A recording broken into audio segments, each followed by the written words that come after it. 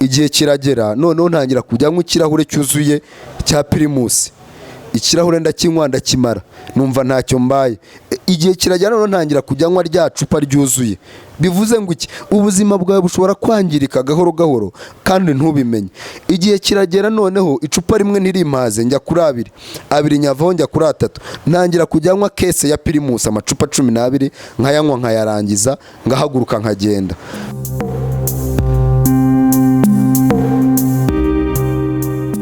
Nongeye kubasuhuza no kubishimira no kubaramutsa mu izina ry'Umwami wacu Yesu Kristo. Ndagira ngo mbayeho ku buhamya butoya, ntago ndi bujye kure, ariko nkuko maze igihe mbibwira abantu cyangwa mbivuga, sigaye mbwira abantu ngo ndi umusore ushyitse. N'abantu benshi bazi ku izina ry'umusore ushyitse bitewe n'impamvu imeze gute. Hari igihe umuntu aba afite ikintu ariko atazi agaciro kacyo. Umuntu agendana n'ikintu ariko atazi imbaraga gifite. Iyo utazi imbaraga z'ikintu ufite, utazi agaciro k'ikintu ubitse, ugihe umuntu wese uragita ubonetse wese uramuhereza, ukijugunya ku muhanda, ukijugunya aho ubonye, niyo yaba ari zahabu yijugunya ukigendera. So ubusore bwanjye mbere rero impamvu butari bushyitse, uwabushakaga wese yarawubonaga, uwo nabuhaga bonzi nabo ntazi, ariko ubu ndi umusore ushyitse. Ndi umusore wavukiye mu muryango w'abarokore kuva mu bwana bwanjye, ari data ari mama, umuryango wacu wose nta numwe wanywaga inzoga. Nabayeho umuryango nzi ni data na mama, wenda n'abantu bake biwabo wa mama nk'abakeya batarenze 2 cyangwa 3, ariko nkura mu rugo rw'abarokore basenga, hari ibyumba by'amasengesho, ari ababwiriza butumwa, umukecuru ari umubwiriza butumwa, umusaza ari umubwiriza butumwa, bose ari abakozi b'Imana kandi bakora umurimo neza. Ariko maze gukura ndishuka ibusore numva ko namaze kuba umusore, ntakiri umuntu wo kugendera ku mahame y'ababyeyi, ahubwo nanjye ngomba gushaka amahame yanjye ngenderaho. Bivuze iki? Urubyiruko hari ukuntu twiyumva cyangwa twibona bitari ngombwa, bituma dushaka kwishora ahantu hatari ngombwa, bitewe no kwiyumva ko twamaze gukura tutagikeneye ibitekerezo by'ababyeyi. Ariko nyamara niyo waba uri umusaza ubugitegereje ko umubyeyi ari ikintu akuganiriza. Nize kunywa inzoga njyewe, njyambwira abantu ngo ibintu byose bitangira buhoro buhoro. Nize kunywa inzoga mpereye ku kirahure cya fanta, ngafata fanta, mfata ikirahure ngasukamo fanta, ngasukamo na ka Pirimusi gakeya nkanywa. Igihe kiragera noneho ntangira kujya nywa ikirahure cyuzuye cya Pirimusi, ikirahure ndakinywa ndakimara numva ntacyo mbaye. Igihe kiragera noneho ntangira kujya nywa rya cupa ryuzuye. Bivuze ngo iki? Ubuzima bwawe bushobora kwangirika gahoro gahoro kandi ntubimenye. Igihe kiragera noneho icupa rimwe ntirimpaze njya kuri abiri nyavaho njya kuri 3, ntangira kujya nywa kese ya Pirimusi amacupa 12 nkayanywa nkayarangiza ngahaguruka nkagenda. Igihe kiragera Pirimusi numva yabaye amazi njya kuri mitsingi. Igihe kiragera noneho ntangira kujya nzivanga, nshyiramo mitsingi, nshyiramo wisiki, nshyiramo inzoga ndazivanga. Igihe kiragera noneho mishuri kuko hari n'ahandi hantu hatanga ibyishimo hatari hahandi gusa. Umuntu ajya mu tubari, ajya kubyina, ajya n'ahandi. Uko kose niko nagendaga nangiza ubuzima bwanjye. Igihe kiragera ngera ku gihe noneho nari maze kubura kontrole y'ubuzima, hamwe namaraga iminsi 2 ntanyweye inzoga 3, nkumva narwaye mu nda, nkumva ibintu birandya, abayobozi tukabipfa bankoreshaga icyo gihe.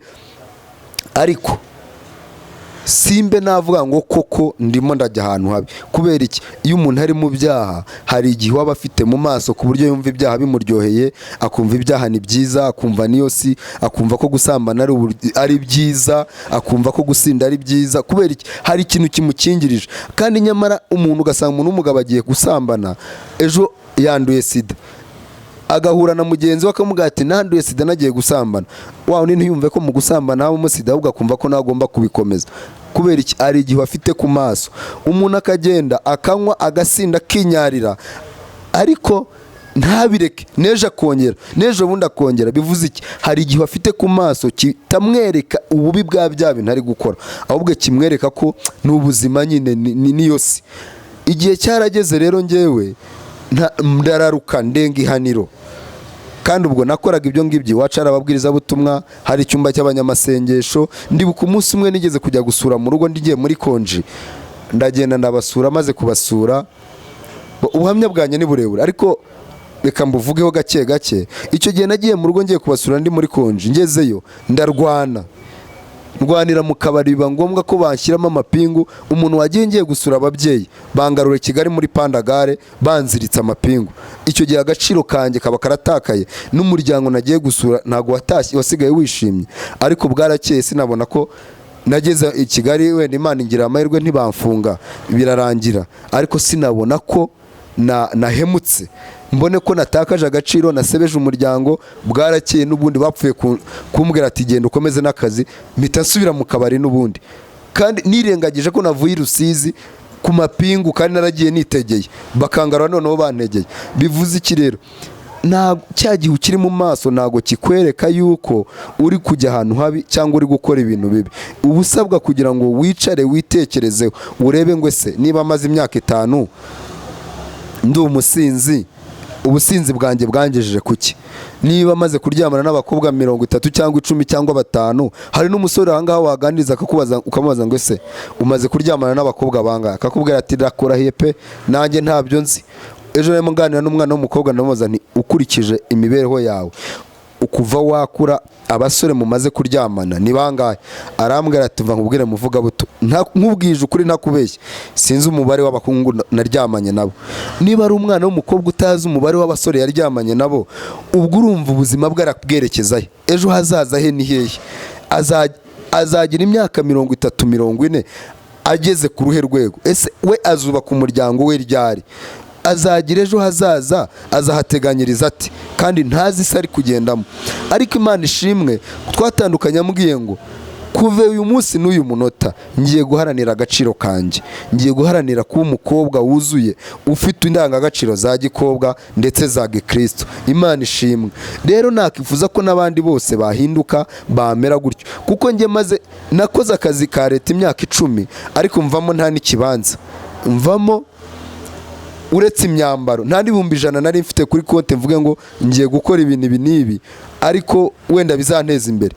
Na konti nari mfite nari narateganyirije, wenda navuga ngo nari narateganyirije ko izajya intabara, nari nagize bloke, nayo navuyemo bitewe n'amadene ya banki irayafatira.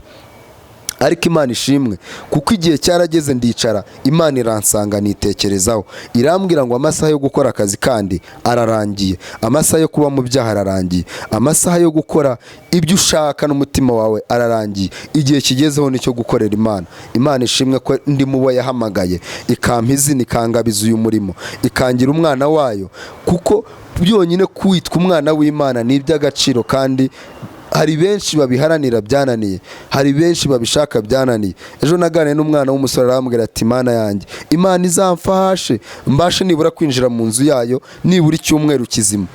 Ati ninjiramo nkumva sinzi ukuntu mbaye, ariko ntegereje ko nzongera kumva ubuhamya bwiza bw'uko Imana yamugiriye neza, yabiretse burundu. Kuko ejo twarasenganye arambwira ngo n'ubwa mbere senze isaha 1 2 zikarangira nicaye ntuje ndi mu nzu y'Imana. Imana ishimwe.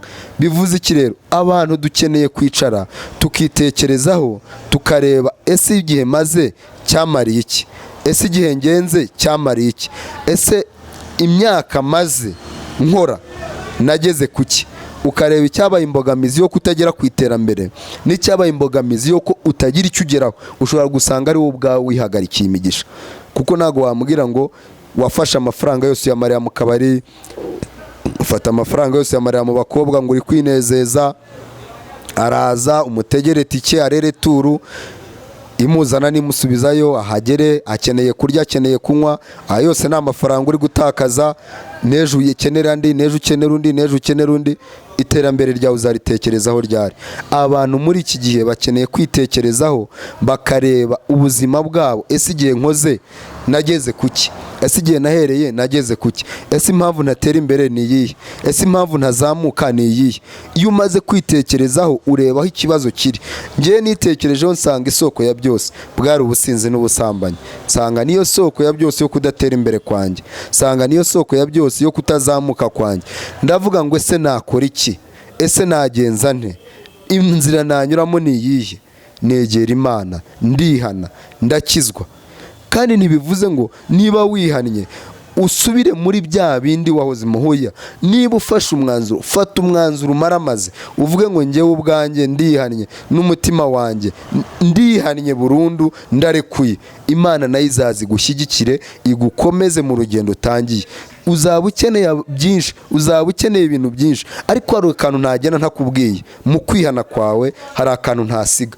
Niba uhisemo kwihana koko, hitamo no gusezerera ibyagutandukanyaga n'Imana. Hitamo kureka za ngeso wagendanaga nazo n'ibyo wagendanaga n'abo wazigendanagamo nazo.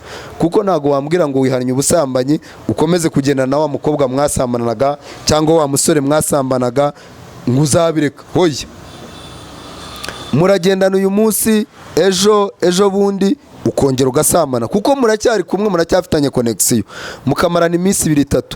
Muragenda urajya gusenga, hewe ujya mu rusengero, urajya mu butayu, urajya ahandi, ariko kuko ugihura na wa muntu mwakoranaga bya bindi kandi watarabivamo akiri muri bya byaha, byanga bikunda muzagera musambane, muzongera uko byagenda kose, muzongera mujye muri cya cyaha. Cyangwa se niba warihannye ubusinzi ukaba n'ubundi ukijya mu kabari ukigenda anytime, uzongera n'ubundi usinde cyangwa ujye muri bya bindi. Biragusaba iki rero? Niba uhisemo umurongo ngenderwaho, fata n'ingamba zagufasha kugera kuri ya ntumbero, zagufasha. Iyo umucuruzi agiye gucuruza aravuga ngo njyewe mpisemo gushinga amangazini, akareba ibikoresho azakenera, akareba ikiranguzo, akareba inyungu, byose akabitegura. Niba nawe uhisemo kujya mu gakiza, vuga ngo njyewe igishoro cyanjye ni amasengesho, nta kindi. Agakiza kanjye kizagashyigikira niki? Nuko nzirinda icyaha n'igisa nacyo, ndetse n'ibyankururira muri bya byaha nabyo kabyirinda. Iyo wamaze kwirinda, Imana iragushyigikira. Iyo washoboye kwirinda, ikibazo abakristo muri iyi minsi bafite gikomeye ni ukutamenya kwirinda, ni ukutamenya aho bahagaze ngo bamenye n'agaciro kabo, ngo babihagararemo neza. Ahubwo ugasanga mu nzira ntiwamenya umukristo n'umupagani ngo batandukanye. Umukristo arambara mini n'umupagani arambara mini, umukristo aradefiriza n'umupagani aradefiriza. Ariko kudefiriza si ikibazo, na mini si ikibazo, ahubwo ikibazo ni icyo bya bintu bikurura. Niba wambaye mini, wenda wowe ushobora kumva uri proud yabyo, ntacyo bikubwiye, ariko iragusha benshi. Abagabo bakwitegereza ni benshi, ishusho z'abantu bakureba ni nyinshi. Tutibagiwe kandi ko ntago wabura umukobwa wiyubaha, ufite agaciro, ukeneye guhisha ubwambure bwawe ngo wambare mini, kandi ukeneye kubihisha. Ariko niba ukeneye ko babireba, nyine barebe ko ufite amaribori, barebe ko uteye neza, barebe yes, urambara twa tuntu tugufashe tugaragaza nyine uko uteye, kugira ngo ugaragaze uko uteye. Ni ukuvuga ngo no mu mutima wawe harimo kwigaragaza, harimo kwitaranga, harimo kwishyira ku karubanda. Ni ukuvuga ngo umunyarwanda we yabivuze neza, aravuga ngo akari ku mutima gasesekara ku munwa. None rero nakari ku mutima gasesekara no ku mubiri. Ibiri ku mutima byawe nibyo bigaragara, bigasohoka hanze, abantu bose bakabibona. Iyo umutima wuzuye kwiyubaha, wambara nk'umuntu wiyubashye. Iyo umutima wuzuye kwiyubaha, ugendana n'abantu biyubashye, cyangwa ugenda mu buryo bwo kwiyubaha. Rero ikintu nashishikariza abantu ni uko abantu bamenya agaciro kabo, bakamenya abo bari bo, bakamenya inzira bahisemo, bakamenya umurongo bahisemo kugenderaho. Imana yo mu ijuru ishobora byose izazibashyigikire, izazigendane nabo, izazibane nabo. Kuko mu myaka yose uzabaho utarimenya ubwawe, utaramenya uwo uriwe, utaramenya icyo uri cyo n'icyo ushaka kuba cyo, nta hantu uzagera. Ariko iyo wamaze kwimenya, ukamenya uwo uriwe, ukamenya n'icyo ushaka kuba cyo, uharanira kugera kuri cya kindi ushaka kuba cyo, Imana nayo iragushyigikira muri byose. Imana ikomeze kubaha umugisha, Imana ikomeze kubongera imbaraga n'amavuta, kandi mukomere mu Mwami Imana, mukomeze gusenga ubudasiba, kuko ijambo ry'Imana bivuga neza ngo ntago turagera ahantu kure umwaye Satani atatera imyambi. Niba uri mu gakiza, gakomeremo neza, ufata ibihe byo gusenga, ufata ibihe byo kubana n'Imana, ufata ibihe byo kuvuga ngo ese Mana koko urambona, ibintu mbirimo neza. Kandi niba utarakajyamo, haranira kuva aho uri, uvuge ngo niba narindi muri ibi bintu imyaka 2, 3, 5 nitwara gutya, nageze kuki? Ese byangejeje kuki? Ese koko Imana iriho? Ese Imana nakora iki kugira ngo nanjye ngendane nayo? Ndagusaba cyangwa ngushishikariza gukomeza gushaka umurongo ngenderwaho ubuzima bwawe. Numara kwimenya ukamenya umurongo ngenderwaho ubuzima bwawe, uzaharanira kumenya aho werekeza n'aho ujya. Imana ikomeze kubaha imigisha rero, kandi mukomeze kungukirwa mu Mwami Imana. ibashyigikire muri byose, kandi umwami Imana akomeze kubazahura. Amahoro n'umugisha bibane namwe. Murakoze.